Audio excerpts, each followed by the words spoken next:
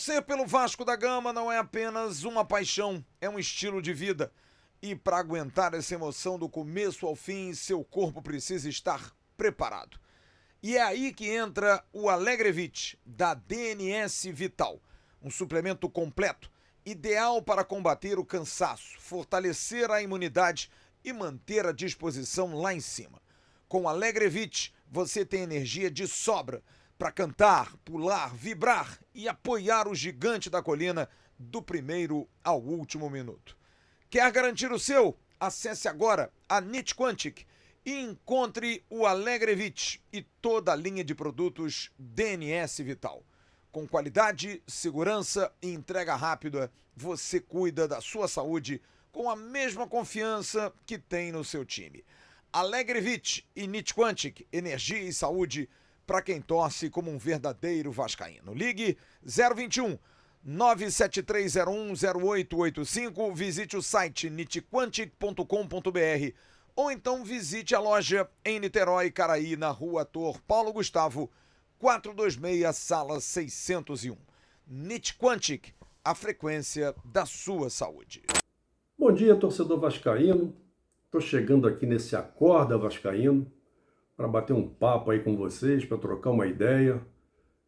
Nesse momento em que a situação do Vasco está meio complicada aí nas 3 competições que o clube está participando, e tem pelo menos 2 assuntos para a gente fazer aí uma resenha, para a gente trocar aí opiniões e para eu aceitar sugestões, enfim, para você se comunicar com a gente. Tá ok? Agora, antes de mais nada, para você que ainda não se inscreveu no canal AV+, eu aproveito a oportunidade para te convidar a se inscrever, para poder participar, para poder dar sugestões, para poder dar opiniões. E você vai ser muito bem-vindo aqui no canal, tá legal? Dê o seu joinha, mais conhecido como like, e a gente espera que você realmente participe no nosso canal e valorizando assim o nosso trabalho, tá legal? Eu vou falar assim de dois assuntos que estão muito assim citados, né, no momento. Um é sobre a estreia do Fernando Diniz, né? Não poderia deixar de falar sobre esse assunto no jogo do Vasco contra o Lanús. Eu vi muita evolução em relação aos últimos jogos. Eu vi uma evolução bastante interessante, principalmente no primeiro tempo, né? Então nós vimos troca de passes entre os jogadores, o Vasco com maior posse de bola, né? Jogando fora de casa, jogando em outro país, inclusive, e o Vasco com maior posse de bola. Isso assim foi um ponto que me chamou muito a atenção. O outro ponto foi a aproximação dos jogadores com mais confiança, né? A gente viu o Léo Jardim poucas vezes dar aqueles bicos para frente, né? Do nada chutar em qualquer direção. O Léo Jardim sempre saindo jogando com João Vitor, com Luiz Gustavo, e os jogadores do meio do campo, principalmente o Tietchan, se aproximando para dar opção de jogada. Às vezes o Verratti se aproximava também, recebia a bola, tocava no Tietchan, e o Vasco a partir dali já iniciava os toques de bola, iniciava um ataque. Então, assim achei muito interessante. E a confiança, né, dos jogadores se apresentando para jogar, coisa que a gente parou de ver nos últimos jogos. Confiança lá embaixo, os jogadores queriam era se livrar da bola e deixava a bola com o companheiro. Bom, eu peguei a bola, toquei para alguém. Esse alguém que deu o jeito dele lá. Não tem nada a ver mais com isso não. Pronto, já fiz a minha parte. Então estava mais ou menos assim. E nesse jogo do Lanús, não. Os jogadores se aproximando, né? O Piton pegava a bola, chegava o Moro, chegava o Tietchan, chegava o Nuno, faziam triangulações. Então, assim, achei uma evolução muito grande, né? E dá muita esperança, principalmente agora que o Diniz vai ter um pouco mais de tempo para treinar, porque na realidade, para esse jogo, ele treinou na manhã de segunda-feira, porque à tarde o time já viajou para a Argentina e jogou na terça-feira. Então, numa manhã, mostrar essa evolução, então eu achei assim muito interessante. Agora, apesar do Diniz, na entrevista, né, ter falado que o elenco é bom, e eu até entendo, porque, lógico, ele vai dizer o quê, né? Então ele está num momento de levantar o astral dos jogadores, né, dar segurança aos jogadores, coisa que os jogadores estão precisando, e ele não ia falar das limitações do elenco, né, evidentemente. Agora, até porque não existe solução para agora. Agora nada pode ser feito. O elenco é esse aí, até a próxima janela, até o meio do ano. Não tem o que fazer. Agora, em julho, que é a época da janela, o Vasco tem que buscar reforços para entrar no time. Eu já falei isso algumas vezes e vou repetir. Não adianta contratar jogadores para compor elenco. Porque jogadores para compor elenco o Vasco já tem. O Vasco precisa agora de jogadores que deem qualidade técnica e física à equipe. Isso é que o Vasco está precisando no momento. E não precisa contratar 7, 8, 9 jogadores, não precisa isso. O Vasco já tem uma estrutura. O time não é zero, o time não é ruim. Está longe de ser ruim. Mas precisa de alguns bons jogadores, né? Mais uma vez a gente bate nessa tecla, isso está desde o ano passado, jogadores de beirada de campo, jogadores rápidos para o Vasco poder contra-atacar, coisa que o Vasco não tem. Isso é fundamental. Um bom meia para o meio do campo, né? Lateral, zagueiro. Então o Vasco tem algumas posições que estão carentes. Um reserva para o Verratti. Então, realmente, são jogadores que o Vasco está precisando. Mas não adianta o Vasco agora querer apostar. Eu vou apostar num jogador que ninguém conhece, que vem não sei da onde. Não adianta. Tem que trazer bons jogadores. Porque para compor elenco, o Vasco já tem. Precisa de jogadores para serem até titulares. Então o Vasco precisa de jogadores de qualidade, senão não vai adiantar nada. Agora, para isso, quer dizer, isso ficou assim, demonstrado nesse jogo do Lanús. O Vasco fez um primeiro tempo bom, né, de razoável para bom, tendo em vista os últimos jogos. Então deu assim, um certo prazer até em ver o Vasco tocando a bola, o Vasco com o domínio da bola, o Vasco com a bola no pé por muito tempo, porque a bola no pé é fundamental, a posse de bola. Enquanto você está com a bola, a probabilidade de você tomar um gol é menor, né? A não ser que você faça uma grande lambança. Mas se você está com a bola, teoricamente, né, o adversário não estará com a bola, né? E aí, para você tomar gol, é mais difícil se você está com a bola no pé. E foi muito legal ver isso. Agora, quando fomos para o segundo tempo, aí o time realmente, para coisa que a gente já espera, o time cai muito fisicamente. A intensidade vai lá embaixo. O Vasco já não consegue marcar. E outra coisa interessante que eu esquecendo de falar, o Vasco muitas vezes no primeiro tempo marcou pressão a ponto do goleiro adversário ter que chutar a bola para frente de qualquer maneira. Teve alguns momentos que o Vasco estava com 5, 6 jogadores próximo lá à área do adversário, na área e na intermediária. Então foi muito legal essa situação, né? O Vasco propor isso, foi muito legal. Agora, quando voltou para o segundo tempo, né, começou ali 5, 10, 15 minutos, aí pronto. Aí alguns jogadores já mostram sinais assim visíveis de muito cansaço. E aí começaram as substituições. Quer dizer, nas substituições é que você pode avaliar melhor o elenco que o Vasco tem.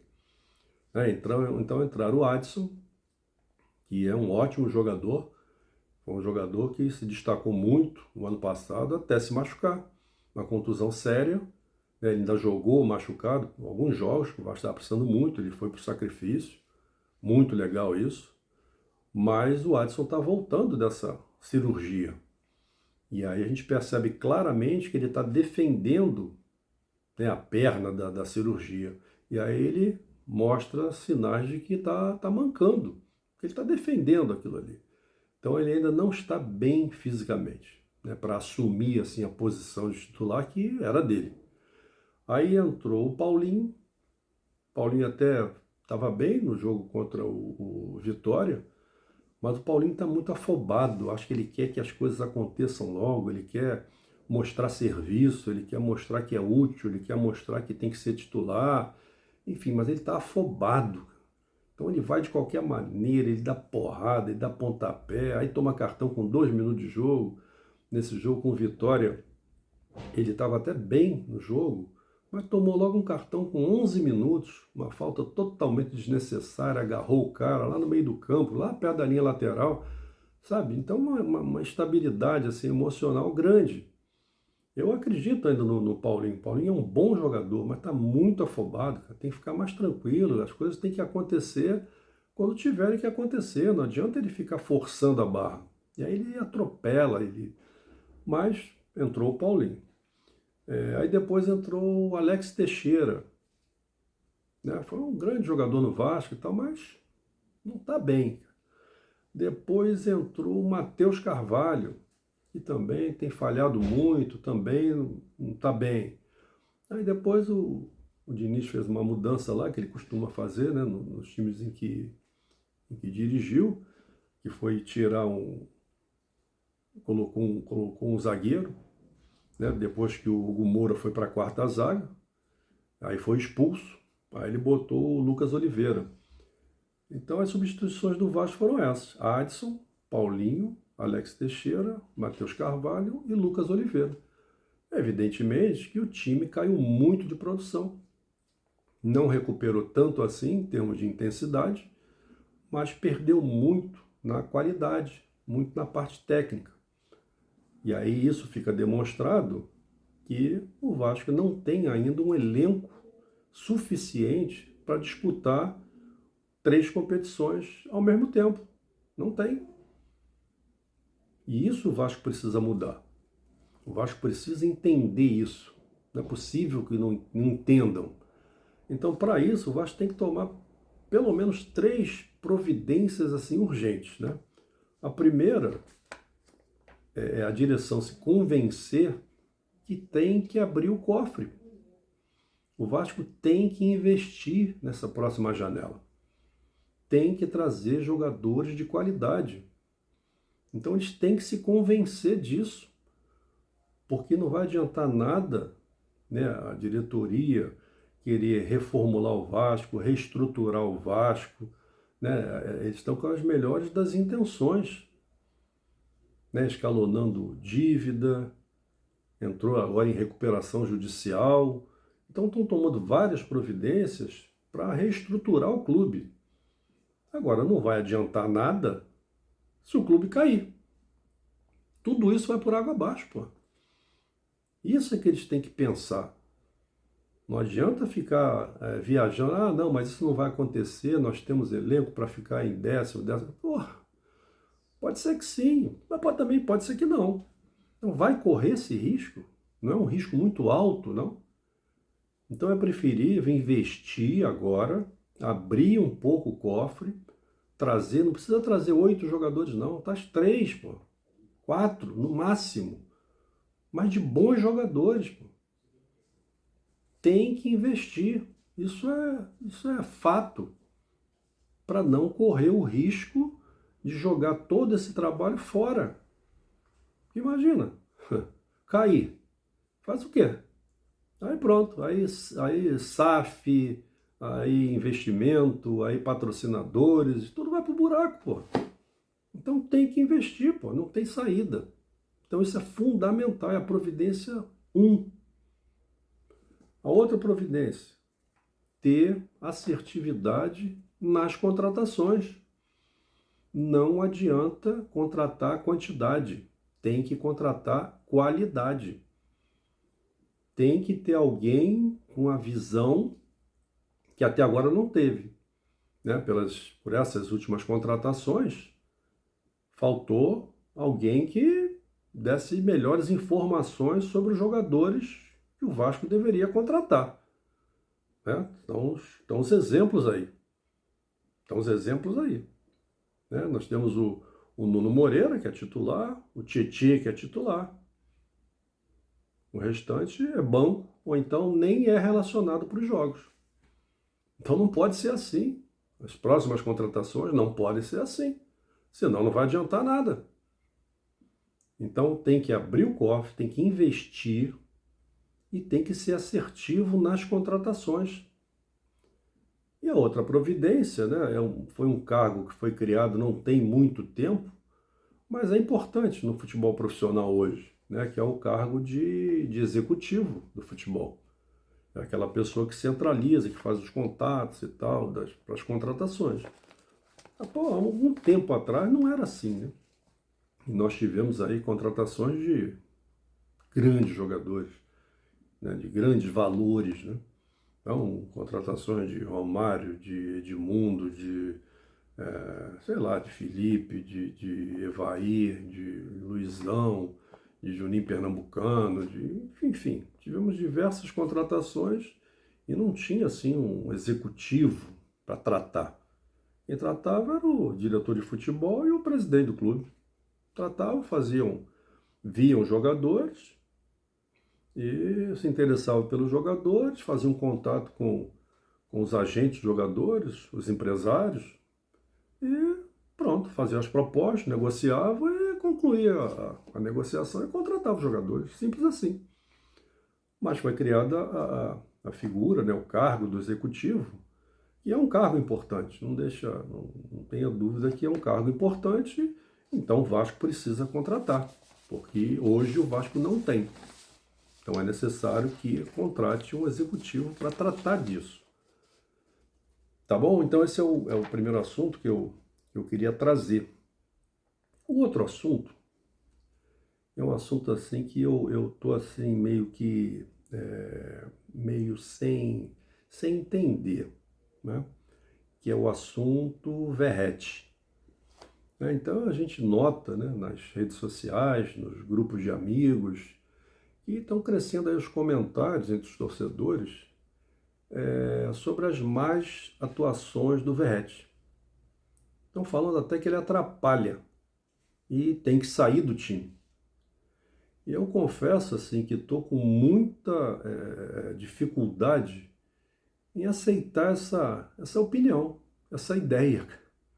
É lógico que a gente percebe, evidentemente, que ele tem dificuldades, por exemplo, no domínio da bola, ok, em dar passes, legal, ele não tem muita velocidade, a gente percebe, isso é fato.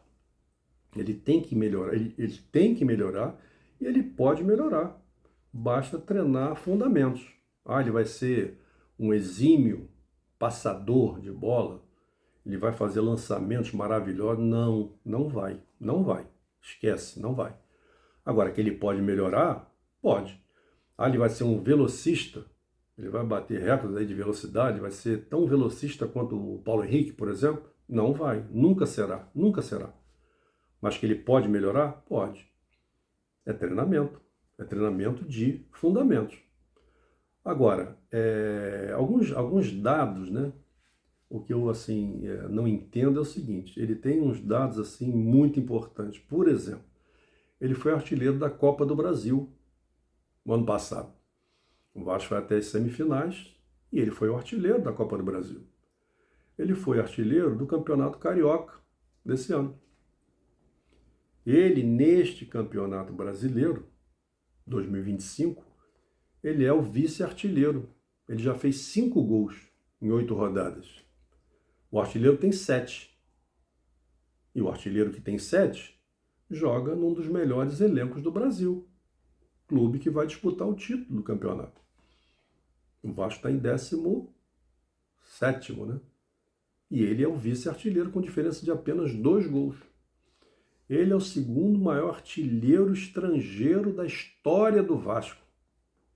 Então o Verratti só tem esses dados.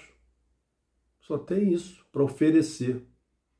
Agora, o Vasco está a 9 jogos sem vencer. Né? Quer dizer, a última vitória do Vasco foi sobre o Sport hoje tem um mês. Tem um mês. Para vencer, o jogo começa 0-0.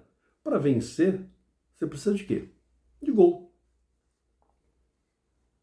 É isso que eu não entendo, cara. Se para vencer precisa de gols e você tem um artilheiro no seu time, então a solução é tirar o artilheiro. O artilheiro do time está atrapalhando. Porra, eu tenho dificuldade de entender isso. Muita dificuldade. Eu tenho muita dificuldade de entender isso. Se o time está 9 jogos sem vencer e você tem um artilheiro, o time todo está mal. O time todo está mal, senão não estaria com 9 jogos sem vencer. Mas se eu tenho um artilheiro, né, com esse currículo, né, vamos chamar assim, porra, aí eu tiro ele. Se para vencer você precisa de gol, aí você tira quem faz mais gols no time. E aí, quando você tira o Verratti, tem muita gente falando, tem que sair porque o time fica mais rápido, toca melhor a bola, é mais insinuante, o time fica isso, o time fica aquilo. Tá bom, tira o Verratti. Bom, para tirar o Verratti, não basta tirar o Verratti, né? A sugestão queria vir com uma proposta. Então, quem é que entra no lugar do Verratti para ser o 9 desse elenco do Vasco? De agora, né? Não estou falando que o Vasco pode contratar um jogador em julho. Não estou falando disso, estou falando de agora. Agora. Quem é que vai substituir o Verratti? Quem é que vai ser o 9 nesse elenco do Vasco? Eu só vejo um jogador, que é o Ryan. É um menino, é um garoto. Mas é o único que jogava na base de 9. Então, pode ser o 9 agora no lugar do Verratti. Pode. Agora, só um detalhe. O Ryan, ele em 18 jogos, ele fez 3 gols. Estou falando de Sul-Americana, Campeonato Brasileiro, Copa do Brasil e no Carioca. O Ryan fez 3 gols em 18 jogos. O Verratti, nessas mesmas competições, Sul-Americana, Brasileiro, Copa do Brasil e o Carioca. Em 25 jogos, o Verratti fez 15 gols. Então você vai tirar um jogador que fez 15 gols para colocar um menino que tem muito futuro, eu acredito que tenha, mas fez 3 gols nessas mesmas competições disputadas pelos dois. Isso é o primeiro detalhe. Segundo detalhe, se você vai pegar o Ryan e colocar de 9 no lugar do Verratti, alguém tem que ocupar a posição que o Ryan vinha ocupando. O Vasco não pode jogar com 10, né? Tem que jogar com 11. Então tem que colocar alguém ali na beirada do campo. E aí vem as opções. Pode colocar o Alex Teixeira, pode colocar o Lloyd, pode colocar o Adson, com o problema físico que ele ainda tem, e pode colocar até o Garré. Então essas são as opções para você tirar o Verratti do time, que tem alguns problemas técnicos, né, de domínio de bola, de passe, de velocidade. Então você pode tirar o Verratti, bota o Ryan ali, né, como centroavante, e coloca uma dessas opções no lugar do Ryan na direita. Vou repetir. Alex Teixeira, Lloyd, Adson ou então o Garré. E aí fica a pergunta, será que o time vai melhorar? O que você acha, torcedor? Então eu estou colocando luzes nesse assunto, porque eu repito, eu estou com muita dificuldade de entender, né, aqueles torcedores. Ainda no outro dia, lá na academia, teve um vascaíno lá invocado, ele falou, tem que tirar o Verratti do time, é um bonde, está atrapalhando o time, a jogada bate nele ali e morre. Eu falei isso, cara, e bota quem? Falar que vai tirar o Verratti é mole, qualquer um fala, qualquer um fala. Mas bota quem no lugar dele? Não tem que entrar alguém no lugar dele ou não? Só tirar ele? Falei, quem vai pro lugar dele é o Ryan, Só que o Ryan tem 3 gols e o Verratti tem 15. Essa é a solução?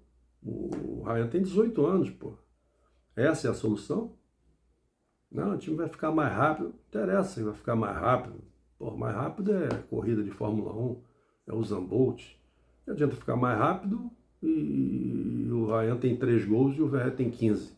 Pô, futebol tem que fazer gol. Não mede pro futebol por rapidez. O time ganhou 3 pontos porque foi muito rápido. Não, não é assim. O time ganhou 3 pontos porque fez mais gols do que o adversário. A brincadeira é essa. É fazer gol. Não é correr, não é ser rápido. E aí no lugar do Ryan na direita vai quem? Vai o Garré? Vai o Adson com problema físico? Vai o Lloyd? Essa é a questão, cara. Então, as pessoas, o torcedor fica desesperado, eu entendo, né? E fica buscando alguma solução, mas a solução tem que vir completa. Para tirar o Verret tem que entrar alguém, pô. Eu estou falando desse momento. Desse momento. Agora, em julho, o Vasco vai buscar um substituto que possa fazer frente ao Verret, que seja um bom artilheiro também. Um jogador com experiência que seja artilheiro. Ok, beleza. Não está mais aqui quem falou. Agora, nesse momento, até julho, o elenco é esse. E aí é que tá. Será que o time vai melhorar se tirar o Verret? O que é que você acha, torcedor? Eu gostaria de ouvir a sua opinião até para ajudar o meu entendimento. Pode ser que você encontre aí uma explicação, né, uma lógica que eu não estou conseguindo ver. Não estou conseguindo ver. Estou com uma dificuldade do tamanho do mundo. Mas aí eu espero que você mande as suas opiniões, vocês mandem as suas opiniões, para de repente me dar uma luz, cara. Porque eu tô cego tô cego nesse lance aí. Não tô entendendo, tô com muita dificuldade. Ok, torcedor? Então a gente fica por aqui. Um grande abraço e até o próximo Acorda e até o próximo jogo. Um jogo dificílimo aí contra o Fortaleza, mas finalmente o Vasco voltando para São Januário, né? Teremos aí 4 jogos de São Januário, um jogo no Maracanã. Espero que essa sequência aí o Diniz consiga recuperar essa equipe e que o Vasco volte a vencer. Ok, amigos? Um grande abraço e até o próximo jogo.